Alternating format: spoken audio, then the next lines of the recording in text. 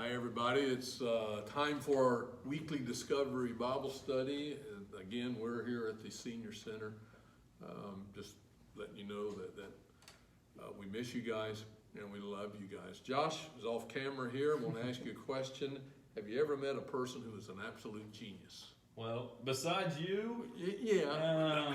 I've met some pretty smart people. Smart that guys. don't have to try very hard. Yeah, I know people that are just smart. They have all types of knowledge that they would win Jeopardy, hands down. But there's a difference in having knowledge and being wise. I'm going to give you a test at home, and you can play along. Josh, you can play along if you want to. 5 questions of people knowledge and see how much you know. Question 1, how long would it take darkness to cover the earth if the sun went out? A, 4.5 minutes.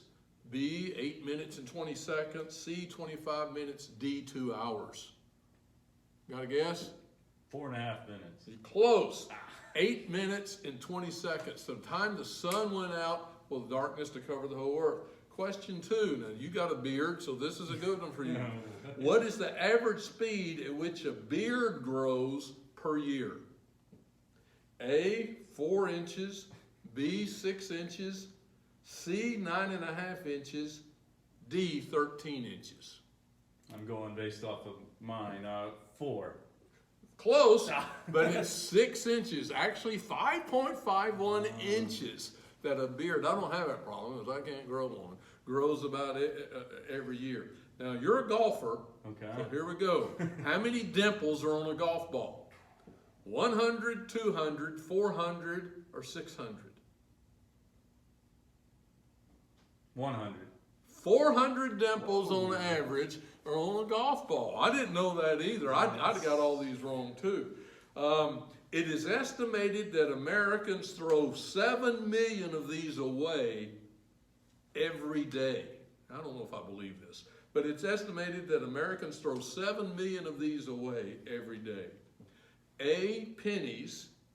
B, publisher clearinghouse entries. C, Michael Bolton CDs. Or D, unused sheets of paper. Sheets of paper. Pennies. No. 7, I just find that hard to believe that Americans throw away 7 million pennies a day, but that's what they say. Here we go. You see if you can keep your perfect score. Yeah. What animal does cashmere come from?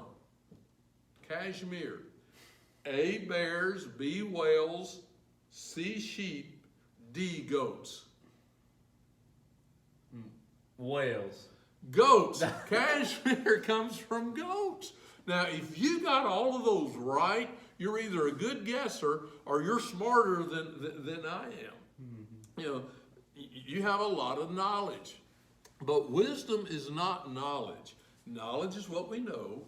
Wisdom is using what we know correctly. And there's even couple of types of wisdom as well.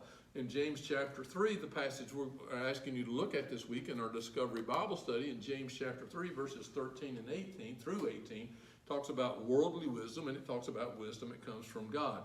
Now, sometimes you just get wisdom from experience. Here's some sayings I ran across this week when kids were asked what's something wise they know. Patrick H. 10 said, never trust a dog to watch your food. That's pretty wise. If you have a dog, you understand that. Michael H. 14, he said the wisest thing he knows is this: when your dad is mad and asks you, do I look stupid, don't answer him. That's pretty wise advice. Joel says, don't pick on your sister when she's holding a baseball bat. He probably learned that from experience. And Lori said, don't sneeze when someone's cutting your hair. All of this is pretty wise, but that's not what God is talking about in James chapter 3 when he talks about wisdom. The book of James, we've talked about this, is written to Jewish Christians who because of persecution of being scattered, they've had to leave their homeland.